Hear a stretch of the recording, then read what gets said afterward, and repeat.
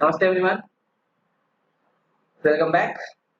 और आज कुछ अच्छा होने वाला है। क्या अच्छा होने वाला है बोलो? अरे बोलो। ज्यादा कुछ नहीं, लेसन आज ये खत्म होने वाला है, बाकी कुछ नहीं, डरो मत। ओके, तो भाई ये आज का आपका लास्ट वीडियो लेक्चर है for your scope of total income. I hope आपको लेसन समझा है, खुद से सॉल्व किया भी रहेगा आपने, अंडरस्टैंडिंग हुआ है आपको। ओके, तो थैंक यू वेरी मच आपके सपोर्ट के लिए, और आपने जो रेगुलर होमवर्क सॉल्व करके भेजा उसके लिए, और जिन्होंने होमवर्क सॉल्व करके नहीं भेजा, भगवान तुमको पाप लगाएगा, देखना, बोल रहा हूँ। ओके, चलो ठीक है। अभी क्वेश्चन नंबर हम लोग आज करने वाले हैं, क्वेश्चन नंबर 19। ओके, सॉल्व मैं करूंगा, क्वेश्चन नंबर 19 डिस्कस भी करेंगे, क्वेश्चन नंबर 20 आपको होमवर्क दे दिया जाएगा डिस्कशन करने के बाद। गेटिंग है ना? तो ऑलमोस्ट क्वेश्चन नंबर 20 पे आके आपका पार्ट खत्म हो जाएगा। देन अगर कुछ आने वाले दिनों में फ्यूचर में मुझे कुछ एडिशनल क्वेश्चंस कहीं से मिलता है related to scope of total income, तो मैं आपको सीधा सीधा वो क्वेश्चन सॉल्व करूंगा। ये आपका कर्तव्य रहेगा, जिम्मेदारी रहेगा, रेस्पॉन्सिबिलिटी रहेगा कि भाई आप वो क्वेश्चन को सॉल्व करोगे और मेरे साथ शेयर करोगे। इज्जत रखना कुछ तो। ओके, चलो ठीक है, कोई बात नहीं। Question number 19, mister Holeskar. नाम से तो पता नहीं कहाँ का नाम है, बट ठीक है। Mister Holeskar has earned from the following income during the previous year ended 31st March 2020.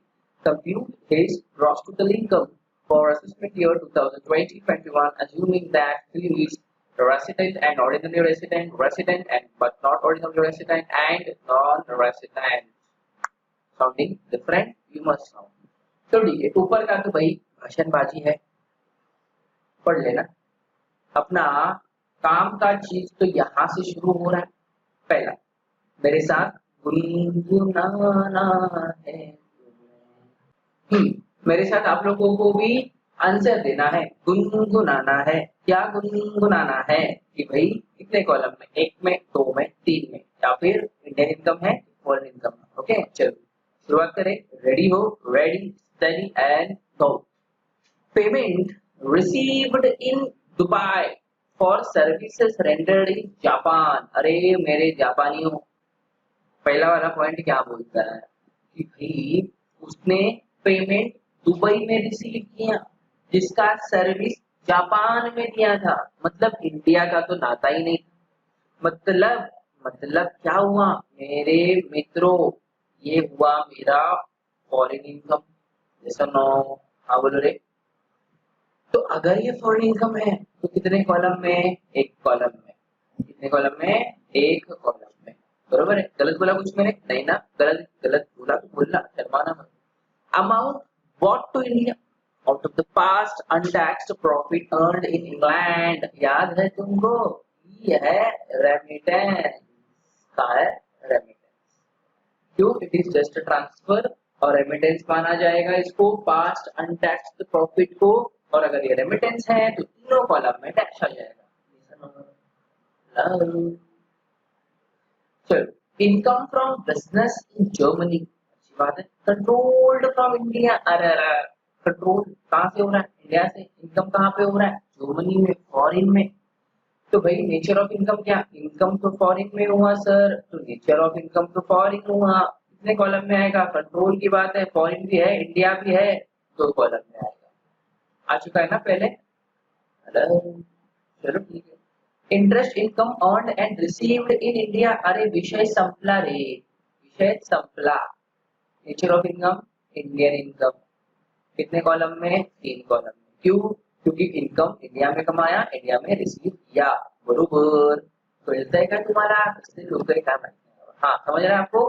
चलो, royalties income received from Indian company. अरे स्टोरी खत्म है, ये तो सीधा क्लाइमैक्स है। इंडियन कंपनी आ गया, मतलब इंडियन इनकम इंडिया में मिला ना, और इंडियन कंपनी नहीं दिया तो nature of income, Indian income तीनों कॉलम में आएगा। Income from agriculture in Sri Lanka, Sri Lanka कुठे आहे ते? इंडिया के बाहर है, इंडिया के लिए फॉरिन है वो, तो फॉरिन में एग्रीकल्चर इनकम हुआ उसका, तो ये मेरे लिए क्या हुआ? Foreign income. कितने कॉलम में? एक कॉलम में। याद है ना आपको, अगर एग्रीकल्चर इनकम फ्रॉम इंडिया होता तो आप उसको एक्सेप्ट लिख के तीनों कॉलम में टैक्स डालते, क्योंकि एग्रीकल्चर इनकम के ऊपर, डिविडेंड के ऊपर इंडिया में टैक्स नहीं लगता। अपने दोनों कानों को खोल के उन्होंने तो मार खाओगे। Dividend from Japanese company received in India, ये क्या है? ये है तो फॉरेन इनकम, लेकिन रिसीव इंडिया में हो गया भाई foreign income received in India. कितने कॉलम में? तीनों कॉलम में। सर तीनों कॉलम में क्यों? क्योंकि भाई इंडिया में रिसीव किया ना उसने, जो इनकम इंडिया में ड्यू होता है, अर्न होता है, एक्रू होता है, जनरेट होता है, मिलता है, वो सब कुछ तीनों कॉलम में टैक्सेबल होता है। याद है ना? Rent from house in Pune, अरे भाई पुणेरी, पूना किधर आता है? सर पूना कहाँ आता है?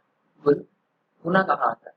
सर पूना महाराष्ट्र में आता है। कुछ लोगों के दिमाग में सवाल रहेगा, कुछ लोगों को पहले पता रहेगा पुना महाराष्ट्र में आता है। सर महाराष्ट्र कुठे येतं? महाराष्ट्र आपल्या इंडिया, मतलब इंडियन इनकम हुआ ना ये, क्योंकि रेंट कहाँ पे है? पुणे में है। सॉरी हाउस कहाँ पे है? पुणे में है। तो रेंट कहाँ से मिला? पुणे के घर से मिला। तो nature of income Indian income. कितने कॉलम में आएगा? तीनों कॉलम में आएगा। देखो मिला कहीं पर भी हो, रिसीव्ड इन सिंगापुर हो या रिसीव्ड इन स्पेस हो, मंगल ग्रह में मिले, हमको क्या करना है तो इंडिया में कमाया हुआ, तो हम इंडियन गवर्नमेंट टैक्स लेगी तुमसे, हम तुमको छोड़ेंगे नहीं। इसलिए मेरा कहना नहीं है, से इनकम टैक्स वालों का कहना है। कैसे का है? चला चला सॉल्व करिए, चलो सॉल्व करते हैं।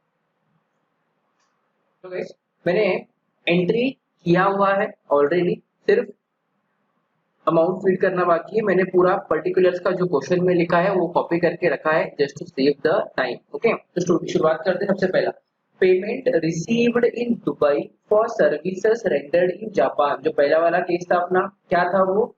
फॉरेन इनकम था। तो भाई नेचर ऑफ इनकम में क्या आ जाएगा? Foreign income. और अगर ये फॉरेन इनकम है तो सिर्फ पहले वाले केस में एंट्री 1,20,000, बाकी में dash. Then amount brought to India out of the past untaxed profit, ये क्या था अपने लिए? बोलो बोलो, ये था हमारे लिए रेमिटेंस। और अगर ये रेमिटेंस है तो तीनों कॉलम में डैश, यस और नो। आगे देखते, income from business in Germany controlled from India. Foreign का बिजनेस, कंट्रोल इंडिया का, तो नेचर ऑफ इनकम क्या? Sir nature of income foreign income. कितने कॉलम में? दो कॉलम में। अमाउंट कितना है देख लेते हैं। इनकम फ्रॉम बिजनेस 2,30,000 रुपीज, तो भाई ये आ गया 2,30,000, 2,30,000। Next interest income earned and received in India. देखो interest income earned and received in India 1,90,000, Indian income तीनों कॉलम में। तो भाई इंडियन इनकम कितना था? 1,90,000, 1,90,000 और मेरा 1,90,000। आगे क्या दिया है देखो, royalties income from Indian company, again है इंडियन इनकम 3,50,000। चलो यहाँ पे लिख लेते हैं इंडियन इनकम कितना? 3.5 लाख, 3.5 लाख और भाई 3.5 lakh. Next income from agriculture in Sri Lanka, क्या था ये? मेरा फॉरेन इनकम था। अमाउंट कितना देख लेते हैं। Income from agriculture in Sri Lanka foreign income amount is rupees 1,45,000, 1,45,000 एक ही कॉलम में। Dividend from Japanese company received in India, तो ये क्या है? ये मेरा foreign income received in India है ना? तो अगर कोई इनकम इंडिया में रिसीव होता है तो तीनों कॉलम में टैक्सेबल होता है। कितना टैक्सेबल होगा? पूरा सर। कितना पूरा? मतलब 1,50,000, 1,50,000 और भाई 1,50,000। देन लास्ट में rent from house in Pune received in Singapore. Pune का घर था ना, तो इंडियन इनकम था तीनों कॉलम में 1,80,000। चलो ये आ गया मेरा इंडियन इनकम तीनों कॉलम में 1,80,000, 1,80,000 और 1,80,000। टोटल इनकम करो, कैलकुलेट करो, एडिशन करो। अपने पास कैलकुलेटर रहना चाहिए। मैंने बहुत बार कहा है कैलसी लेके ही लेक्चर सुनने के लिए बैठना, लेकिन भाई डैश डैश लोग हो तुम लोग, I know that. Total cross confirm कर लेना। पहले कॉलम का टोटल 13,65,000 रुपीज, दूसरे कॉलम का 11 लाख, तीसरे कॉलम का 8,70,000। Okay, getting alone. चलो अभी आप इसको कॉपी कर सकते हो, फटाफट स्क्रीनशॉट लो, कॉपी करो, कुछ भी करो, तुम्हारी मर्जी।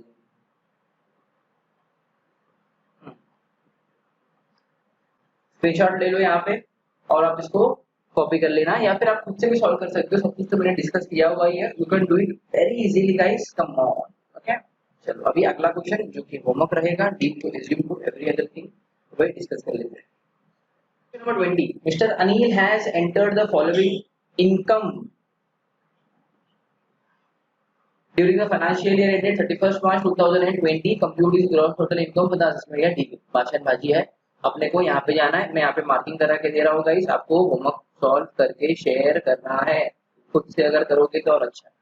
देखो पहला, rent from property in Delhi received in USA. Property कहाँ पे है? दिल्ली। दिल्ली कहाँ पे है? इंडिया में। तो नेचर ऑफ इनकम क्या? Indian income. कितने कॉलम में आएगा?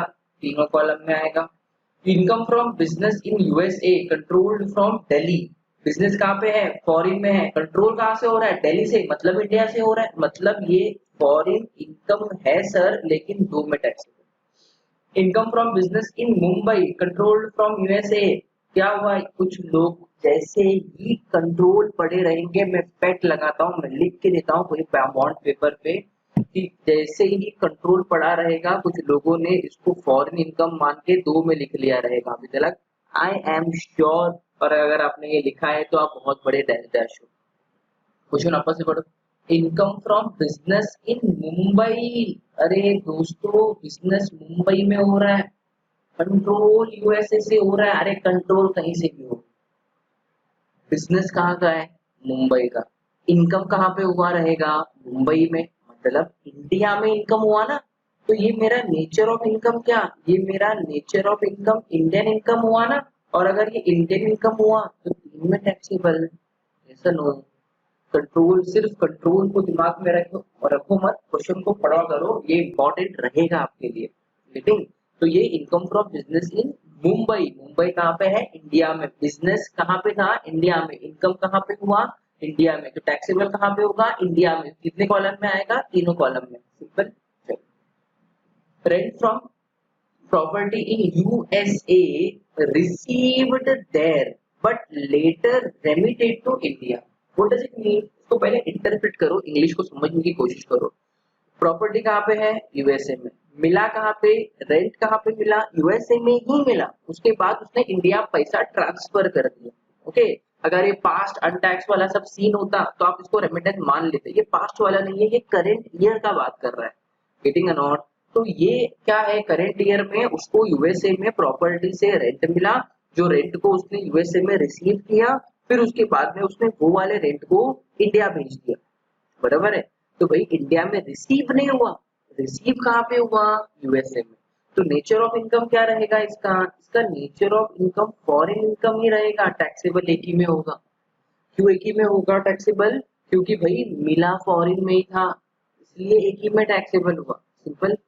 Interest from deposit with Indian bank in Mumbai, सब मतलब विषय, इसको तो बार बार डिस्कस करूंगा ही नहीं। इंडियन इनकम तीन में टैक्सेबल, खत्म।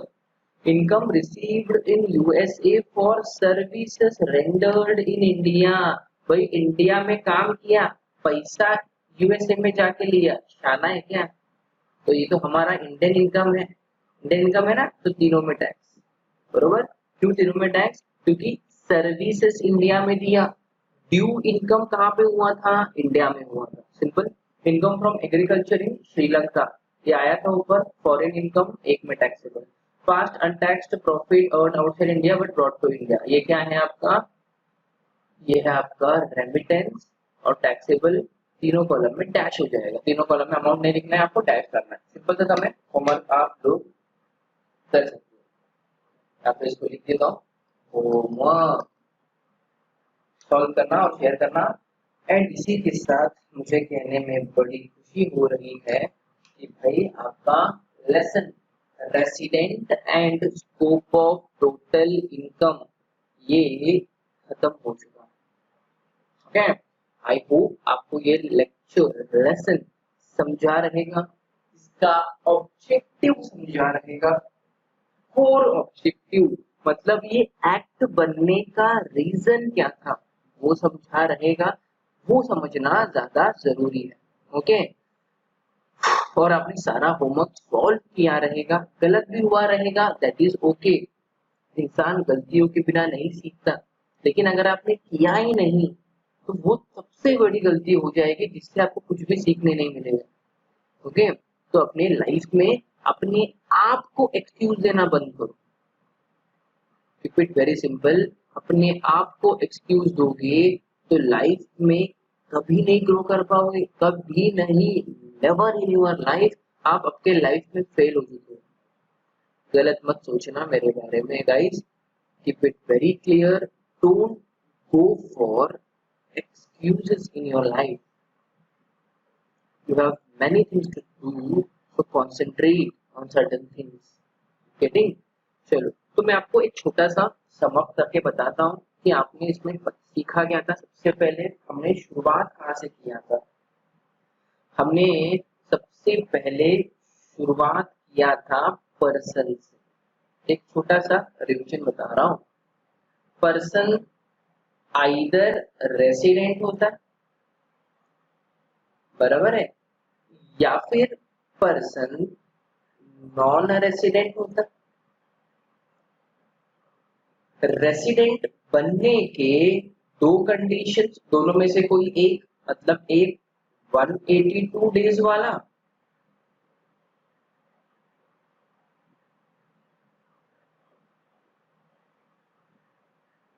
डेज वाला और 60 प्लस 365 डेज वाला। इन दोनों में से कोई एक कंडीशन को भी सेटिस्फाई किया तो वो पर्सन रेसिडेंट, अगर दोनों में से किसी को भी सेटिस्फाई नहीं किया तो वो person non resident. Indian person employment के लिए अगर जा रहा है फॉरेन कंट्री, या इंडियन ओरिजिन का पर्सन इंडिया घूमने आ रहा है, तो उसके लिए सिर्फ पहला कंडीशन आप चेक करते थे, दूसरा कंडीशन चेक अवेलेबल नहीं था। याद है ना, इंपॉर्टेंट था ये बात। उसके बाद आपने क्या सीखा? उसके बाद आपने सीखा कि भाई अगर कोई पर्सन अगर रेसिडेंट बन जाता है, अगर कोई पर्सन रेसिडेंट बन जाता है तो उसका फर्दर कैलकुलेशन पॉसिबल है into ordinary resident and not ordinary resident. Ordinary resident बनने के दोनों कंडीशंस को सेटिस्फाई करना पड़ता है, दैट इज 2 साल का resident out of 10 previous year and 730 days का present out of last 7 previous year. ये दोनों कंडीशन को सेटिस्फाई करने पे वो बंदा ऑर्डिनरी रेसिडेंट बनेगा। अगर दोनों में से कोई कंडीशन पूरा, एक भी कंडीशन पूरा नहीं हुआ तो वो बंदा नॉट ऑर्डिनरी रेसिडेंट बन जाएगा। इसका आपने कैलकुलेशन सब देखा पहले वाले पर्टिकुलर लेक्चर्स में, है ना। थोड़ा नंबर ऑफ डेज ईयर थोड़ा ट्रिकी है कैलकुलेशन में, आई अंडरस्टैंड, इम्पॉसिबल तो नहीं है ना करना। ओके, अगर आपका इसमें दिमाग खराब हो जाता है, अगर आप अपने आप को अनसाउंड माइंडेड फील करते हो, लॉ के लैंग्वेज में बात कर रहा हूँ, unsound minded person, lunatic person, ठीक है, बिजनेस लॉ आपने पढ़ा है एसवाई बीकॉम में सेम 3 में। अगर नहीं पता आपको अनसाउंड माइंडेड पर्सन का मतलब, तो मेरा बिजनेस लॉ का भी लेक्चर पब्लिश होता है, देख लेना। ओके, ठीक है। तो अगर आपको ये पर्टिकुलर रेसिडेंट नॉन रेसिडेंट वाला अगर आपको कैलकुलेशन नहीं जम रहा है एग्जाम में, तो आपके पास एक ब्रह्मास्त्र अवेलेबल है जिसका नाम है scope of total income. Easy था ये, जहाँ पे असरटेन करना है अगर person resident and ordinary resident रहा तो टैक्स लगेगा क्या, resident but not ordinary resident रहा तो टैक्स लगेगा क्या, एंड नॉन रेसिडेंट रहा तो टैक्स लगेगा क्या, बस इसका असरटेनमेंट आपको करना रहेगा। सिंपल था, ज्यादा कुछ भी नहीं। ये सर नो। चलो, ये तो भाई नॉलेज की बात। आई होप आपको लेक्चर अच्छा लगा रहेगा। मैं आपको बता देता हूँ इम्पोर्टेंट वापस से मार्क्स का। देखो, अगर आप मैथ के हो तो ये आपको 15 मार्क्स के लिए इम्पोर्टेंट है प्रैक्टिकल सम में। और अगर आप बीकॉम के हो तो ये लेसन आपके लिए 20 मार्क्स के लिए इम्पोर्टेंट है प्रैक्टिकल पार्ट के लिए। हाँ, थियरी के लिए तो अलग ही। तो थोड़ा प्रैक्टिस करो और अच्छे से सीख के मेरे साथ जुड़ जाओ। ओके, तो भाई कुछ भी अगर आपको डाउट है related to anything, you can ask me any time. Okay, बस रात के 12 बजे फोन मत करना।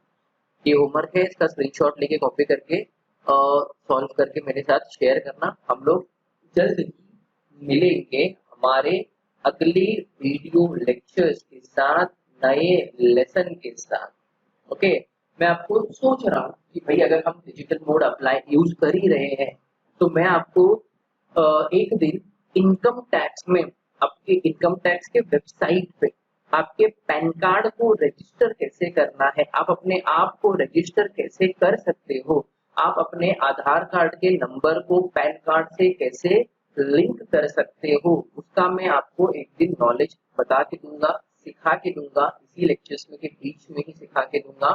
वो आपके लिए एडिशनल नॉलेज रहेगा, प्रैक्टिकल नॉलेज रहेगा कि भाई इनकम टैक्स का वेबसाइट पे आपका पैन कार्ड का लॉगिन रजिस्ट्रेशन कैसे करना है करके। ओके, तो भाई तब तक के लिए थैंक यू वेरी मच। धन्यवाद, मंडळ आभारी आहे। चला, बाय बाय।